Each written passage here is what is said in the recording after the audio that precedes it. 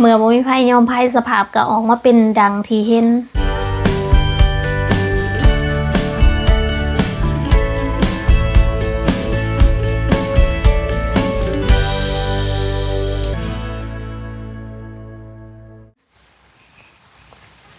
สวัสดีพี่น้องเขาจะหากระสู่ซ่องทิปแชนแนลด้วยพี่น้องช่วงนี้ทิปก็เดินทางบ่อยทางไปนี่ก็บ่ธรรมดามีแต่อุปสรรคทั้งนั้นในคลิปนี้ก็มานำเสนอเรื่องเส้นทางหรือว่าเรื่องการเดินทางอีกแล้วพี่น้องแต่ว่าเป็นเรื่องเล่าของอุบัติเหตุซึ่งอุบัติเหตุนี่ก็เกิดขึ้นได้ตลอดเวลาบ่ฮู้ว่าพี่น้องได้เห็นข่าวหนึ่งหรือยังเนาะก็คือข่าวที่ว่ามีรถ2 คันตามกันอยู่ที่ด่านเก็บเงินทางด่วนลาวจีนหรือว่าเส้นทางจากนครหลวงเวียงจันทร์ที่จะมุ่งหน้าไปวังเวียงในนั้นก็คือได้มีรถพอร์ตทูเนอร์คันหนึ่งสีขาวแล้วก็มีรถเก๋งคันหนึ่งสีดำซึ่งตำกันนี่ก็คือบอนด่านเก็บเงินหรือว่าทางเขาบอนด่านเก็บเงินพอดีเหตุการณ์ดังกล่าวนี้ละแม่นได้เกิดขึ้นใน2 วันก่อนหน้านี้แล้วก็ได้มีเพจดังหลาย2ทีได้นำรูปภาพมาลงซึ่งให้แคปชั่นว่าเมื่อบ่มีภัยยอมภัยหรือว่าเมื่อบ่มีภัยยอมภัยสภาพก็ออกมาเป็นดังที่เห็นนี่หลังจากนั้นก็มีหลายคนเข้ามาแลกเปลี่ยนความคิดเห็นส่วนหลายก็เป็นคอมเมนต์ลบๆติเตียนหรือว่าด่าทอด้วยถ้อยคำต่างๆนานาโดยที่บ่ฮู้กกปลายสาเหตุกลายเป็นดราม่าทันทีเฮาลองมาอ่านคอมเมนต์บางคอมเมนต์นำกันเด้อพี่น้องอยู่เมืองลาวนี่คือสิมีแต่2 คนหนีงูได้เสียขาป่วยการทั้ง2 คันเลยซุ่มเซยสุดยอดนิสัยคนรวยขี่รถลู่บ่ยอมล่มรวยไฮโซบ่ยอมปล่อยว่างต่อการสุดท้ายก็เป็นจังซี่ละเป็นแบบนั้นก็ย้อนใบขับขี่สื่อเอาบ่ได้เฮียนบ่มีภัยผิดภัยถูกแปลงของภัยของมันเด้อท่าน2 คันนี้ตั้งใจสิเข้าเส้นชัยพร้อมกันแต่ปากทางด่วนบ่อนุญาตรอ30 วิเป็นคิว2ก็บ่ก็พอสิตายย้อนติต่างคนต่างอยากไปบ่มีไผยอมไผแต่แม่นสู้พากันโง่เนาะย่านแต่บ่ได้ไปเนาะเก่งกับเก่งเจอกันแจบทั้งคู่พาวมาตำกันเนาะคักหลายสมเสยเด้อพวกมีเงินหลายเขาบ่เสียดายดอกสิฟ้าวไปยังกระดักกระโดะ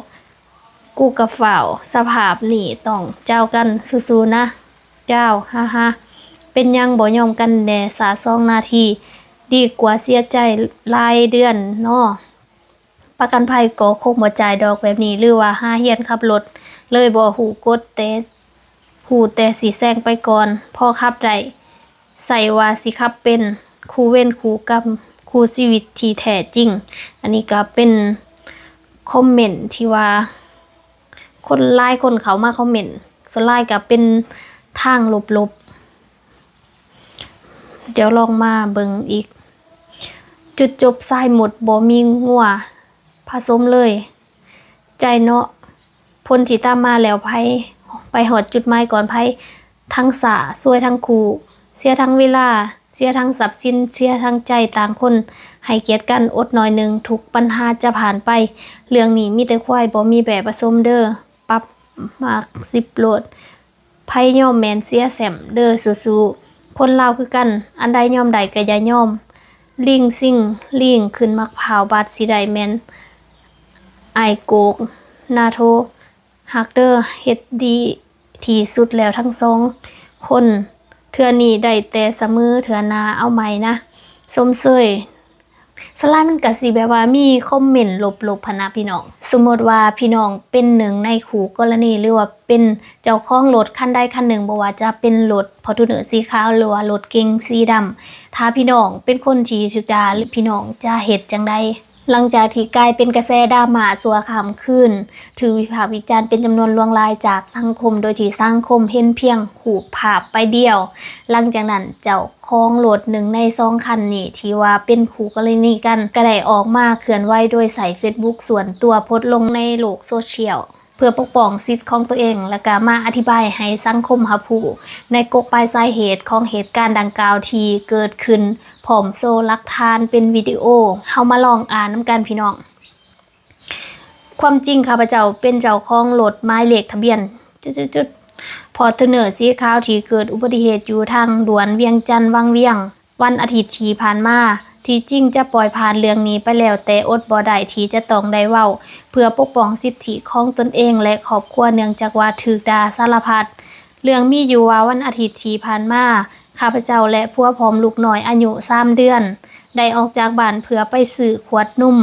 และเครื่องลูกอยู่ในเมืองโดยขึ้นทางด่วนจากด่านหน้าซ่อนเพียง1 สถานีก็หอทางออกบ่อนเกิดเหตุพอมาหอทางออกก็นำรถเขา2 จอดถ้าจ่ายเงินค่าผ่านทางตามปกติแต่ต่อมาได้มีรถแคมรี่สีดำขี่มาด้วยความไวสูงเท่าที่แนมเบิงจากแวนค้างน่าจะใส่ความไวประมาณ120 กิโลเมตรต่อชั่วโมงโดยที่บ่ได้เหยียบเบรกต่ำใส่ขอบกันทาง2 จอดจากนั้นรถคันดังกล่าวได้บินใส่รถของข้าพเจ้าที่จอดอยู่ที่นั่นสาเหตุพวกท่านสามารถคาดเดาได้อย่างง่ายๆนี่แม่นวิดีโอจากทางด่วนเวียงจันทน์วังเวียงที่ทางอ้ายน้องตำรวจจราจรเพิ่นอัดมาให้ขออนุญาตใส่กิริยาที่บ่สุภาพต่อบรรดาเพจทั้งหลายและบรรดาทานที่ด่าข้าพเจ้าต่างๆหน้าว่ากรุณาแหกตาเบิ่งวิดีโอนี้ว่ามันเป็นแบบที่พวกมึงคิดบ่และใส่สมองที่มีอันหน่อยนิดที่พวกมึงมีคิดเบิ่งขึ้นดูในสิ่งที่พวกมึงเว้าลงไปข้าพเจ้านี้งุ่งหลายบางคนถึงเป็นพนักงานทางภาครัฐและเอกชนเห็นความเจ็บปวดของคนอื่นเป็นเรื่องม่วนซื่นสมนำหน้าแนวนั้นแนวนี้คิดว่ามันสมควรบ่ฮู้ว่าสิเอิ้นคนประเภทนี้ว่าแนวใดการเสพข่าวก็บ่ต่างหยังจากการเลือกอาหารการกินต้องฮู้ว่าอันใดควรกินอันใดบ่ควรกินอันใดแม่นเขาอันใดแม่นขี้อันนี้เพิ่นเขียนตัวย่อมาแต่ว่าที่อ่านเป็นตัวเต็มมาให้อันนี้ก็คือเหตุการณ์ที่เกิดขึ้นสุดท้ายเจ้าของรถคันดังกล่าวนี้ที่ว่าเพิ่นเป็นผู้เดือดร้อนหรือว่าหนึ่งในผู้ที่ว่าถูกด่าจากสังคมสารพัดก็ได้ออกมาปกป้องสิทธิ์ของตนเองแล้วก็ครอบครัวอันนี้ก็คือเรื่องราวที่แท้จริงที่เกิดขึ้นเนาะอาจจะมีหลายคนที่ว่าเข้าใจผิดหรือว่าได้เข้าไปคอมเมนต์ลบในนี้นี่แม่นความจริงที่เกิดขึ้นนะพี่น้องเดี๋ยวเราไปเบิ่งวิดีโอนำกัน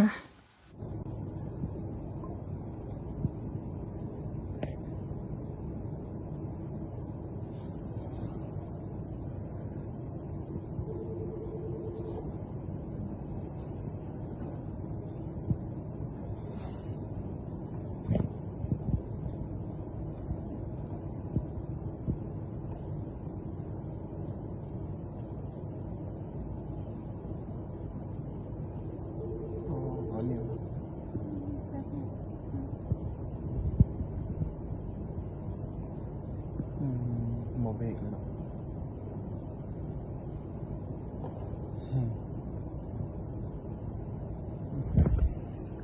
นี่ก็คือหลักฐานทั้งหมดเนาะที่ว่า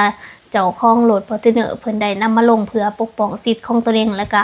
ครอบครัวเพื่อบ่ให้สังคมเข้าใจผิดซึ่งหลายคนก็คือสิตัดสินครอบครัวดังกล่าวนี้ไปเป็นเทียมห้อยสุดท้ายแล้วปัญหานี้ตกลงไกลเกลี่ยกันจังได๋หรือว่าจ่ายค่าเสียหายจังได๋หั่น